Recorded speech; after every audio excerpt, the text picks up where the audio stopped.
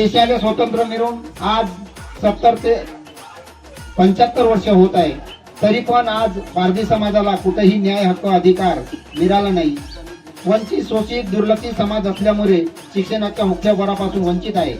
या समाजाला कुठेतरी स्वावलंबी स्वाभिमानी जीवन जगता यावा, माणूस म्हणून या समाजाला इतर समाजांनी समाविष्ट करून घ्यावा. या प्रसंगी आम्ही या शिक्षण जागर यात्रेचं आयोजन केलेलं आहे.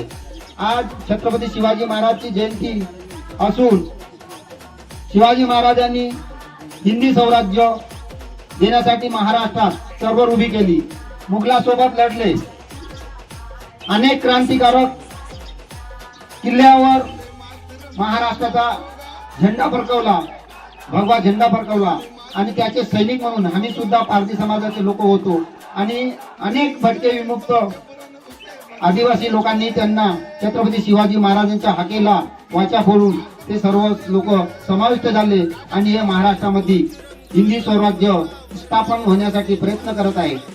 आज आम्हाला पण सुद्धा पारधी समाजाचे लोक असल्यामुळे आम्हाला छत्रपती शिवाजी महाराजांनी जे घोषणा दिली हिंदी स्वराज्याची निर्माण करण्यासाठी, पण आज आम्ही गरीब शोषित वंचित दुर्लक्षित समाज असल्यामुळे या समाजाला सुद्धा स्वराज्याची महाराष्ट्र शासनाने स्वराज्य स्थापना करण्यात यावा आणि या वंचित शोषित दुर्लक्षित समाजाला समाविष्ट करून आपल्या कृषीमध्ये घेण्यात यावे. कारण की हा पारधी समाज सुद्धा या देशातला नागरिक आहे. छत्रपती शिवाजी महाराज, महाराणा प्रताप, पृथ्वीराज चव्हाण यांचा ऐतिहासिक वारसा या समाजाने जपलेला आहे. आजही दऱ्याखोऱ्या राहण्यामध्ये हा समाज निवास करतो आहे, पण या समाजाला स्वतंत्रता गंधही या समाजापर्यंत पोहोचलेला नाही. तो याच कारणाने आम्ही महाराष्ट्र शासनाला आणि इतर समाजाला जागृत करण्यासाठी की आम्ही सुद्धा या देशाचे या महाराष्ट्राचे नागरिक आहोत, आम्ही बी तुमचे बंधू आहोत. का बरं आम्ही दुर्लक्षित झालो, कशामुळे झालो, यांचा इतिहास आपण जाणून घ्यायला पाहिजे आणि आम्हाला सुद्धा बंधू भावाने आपण वागून घ्याल.